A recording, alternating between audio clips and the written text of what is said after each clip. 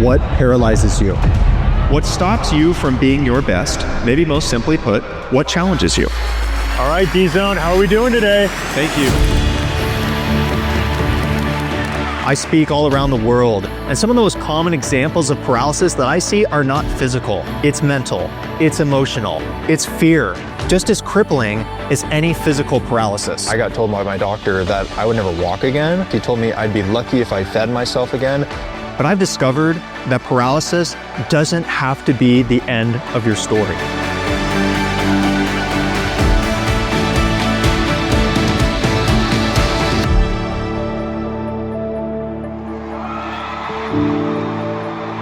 This has been the greatest challenge of my life, but it's in that immense challenge that I've gained these tools and this story that I want to share with you today so you can overcome whatever life throws in your way.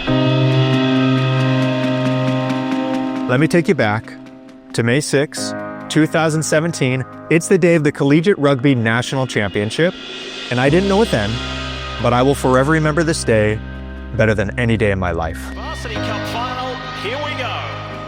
I'm competing in a mall. We group together in a single unit, and then we push to advance the ball. This is my moment. We're just 5 meters out from scoring this thing. I'm practically drooling here on this field thinking, let's go, Rob, drive this thing in.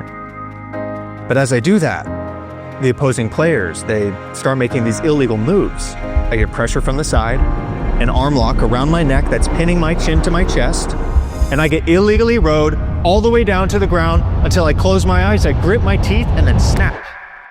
I immediately can't feel or move anything below my neck. All to have my doctor come back and he tells me the worst thing I could have heard. You will never walk again. You will never move your hands, and we're gonna do our best so that one day you can do something like pick up a piece of pizza and bring it to your face. It was in that moment that the fight for my life began. We didn't know whether or not I was going to walk out of those doors one day, but we did know that we were going to give it everything we've got.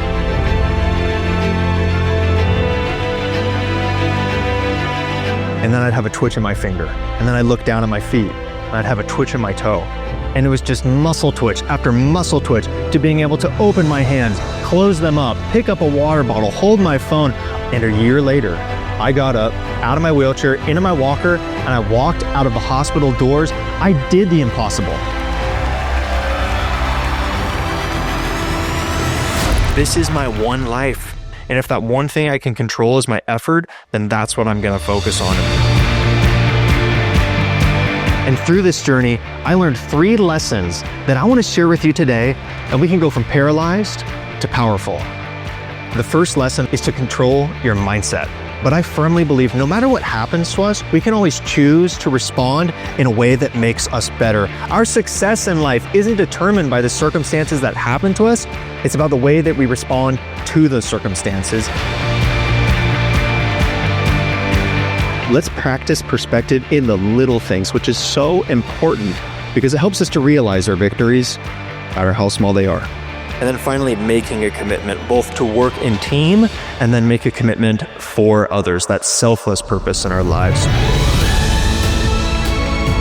When you have these new perspectives in life, it's really limitless what you can accomplish. Why should we wait to lose something before we start showing appreciation for it? There's so much that I can do, and there's so much that I do have. If we can draw upon the lessons I've shared today, then we can all go from fear to courage, from doubt to belief, and from paralyzed to powerful.